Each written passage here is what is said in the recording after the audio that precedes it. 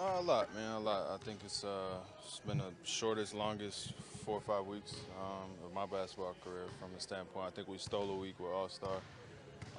Not many games in between that first week, so that kind of prolonged it and shortened it from the standpoint of that could have been 4 games right there, the extra games I could have missed. And so we got lucky there, and it's just been hard to sit over there and watch, and something that's not so devastating, you know what I mean? Like, it's a thumb. You don't realize how much you need it till you don't have it, but at the same time, it's not a major injury where I'm sidelined for a very long time. So just anxious to get back to doing what I do. Did you need that time off, do you think, given all your body went through in the first 4 months here?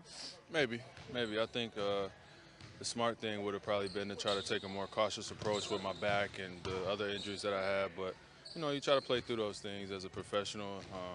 I'm not special.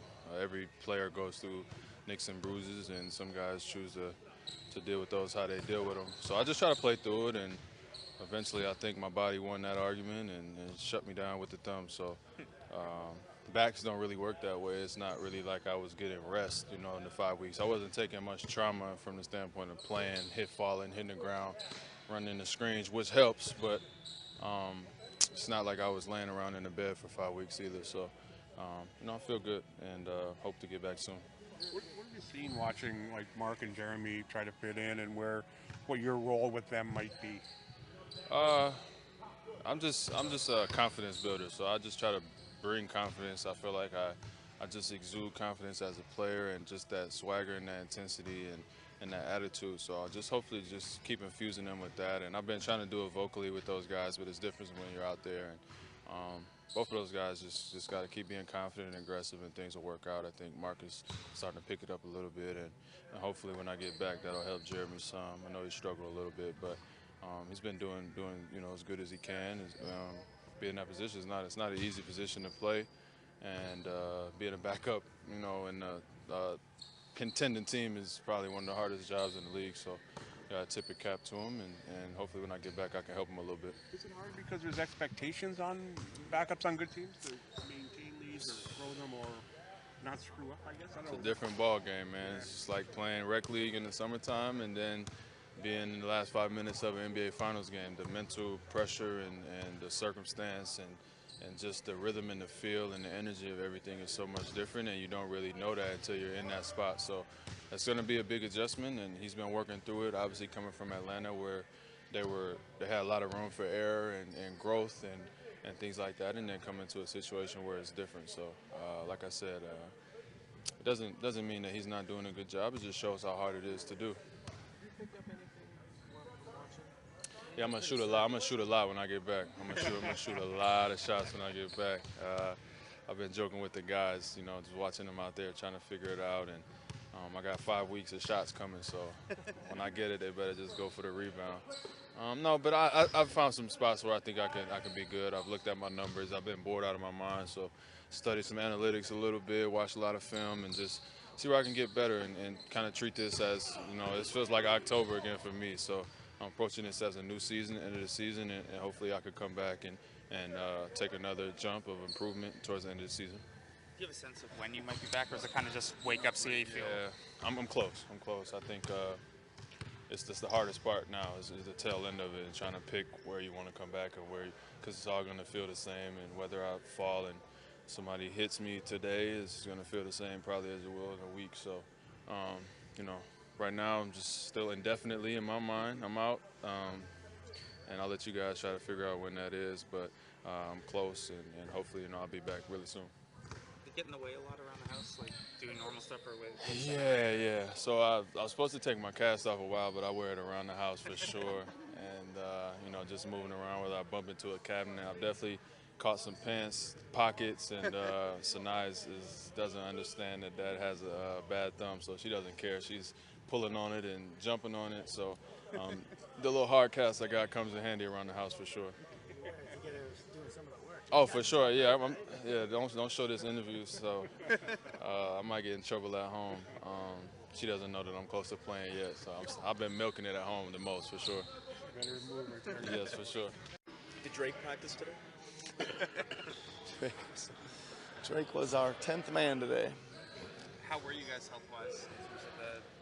bumps and bruises you got going on? Well, we've got a number of guys still questionable.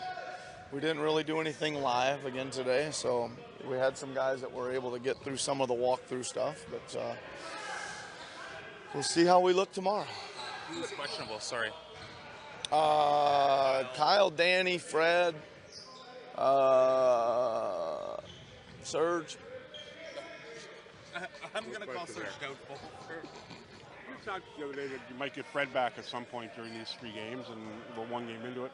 What do you see he'll be able to do to help stabilize that second group, or what's it like to have him play?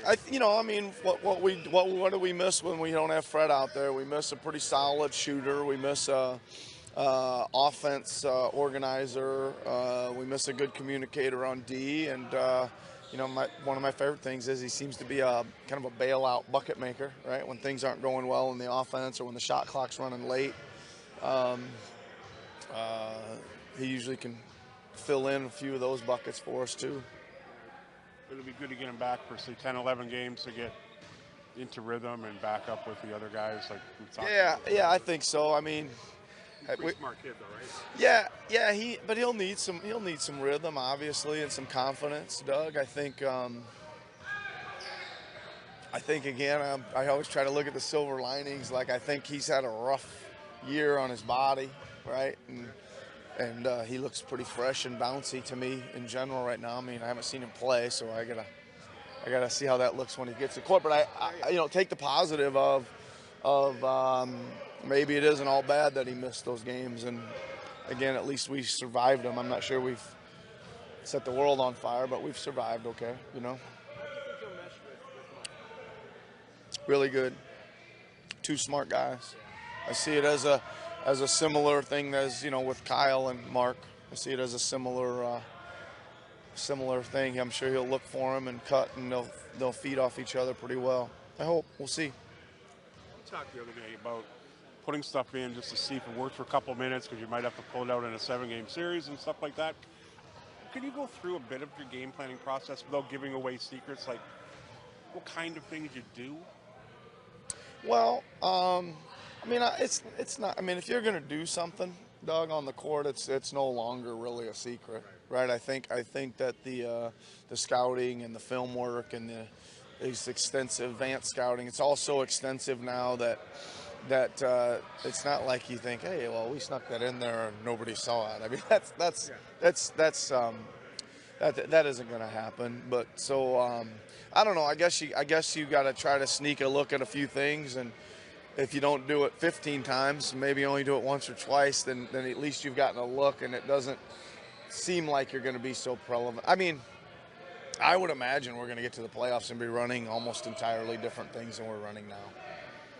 And that's because you have a smart enough group that they can do that sort of quickly, like subtle changes. I think again we've tried to play pretty free and easy, and all I'm really changing is what we call our starts or our triggers, right? So the formations will look different with different guys, and just kind of get it started, and then we got to figure it out anyway. So it's not a big deal, I don't think. Yeah. But it'll be different. Well, I think every team, Yep. I presume every team we play will be doing something different too. Yeah, and that's the most interesting part of it, right? It's like you put a couple things in, and you may get a basket, and then at halftime or the second half, they aren't working anymore because the team's adjusted, and you're back to doing it again for the next game and all that stuff. That's the beauty of the 7-game series. It's amazing how scouting has become so advanced that you can't get away with anything anymore, really. You can't, and it's like it's not even that. It's like there's social media if the plays run, and there's a whole like subculture of coaches that are putting stuff on YouTube, and hey, here's the Toronto Raptors playbook last week, and I mean, this stuff's all, I mean, it's like, you don't even have to work that hard to find just Google Raptors, whatever, and you got it, so. Isn't it funny though, that all that scouting, all that kind of stuff, the games are always still 120 to 115 because that's the way the NBA is, or before it was like 105 to 100, it does something, but the games still play out. Why is that? Like, Because the players are so good. yeah. Right. I mean, the players are so good and they can score. They're so skilled and their ability to put the ball in the basket is that's still you know where every pattern's going. But when you get right down to it, it's trying to stop a guy who's awfully talented at scoring the basketball.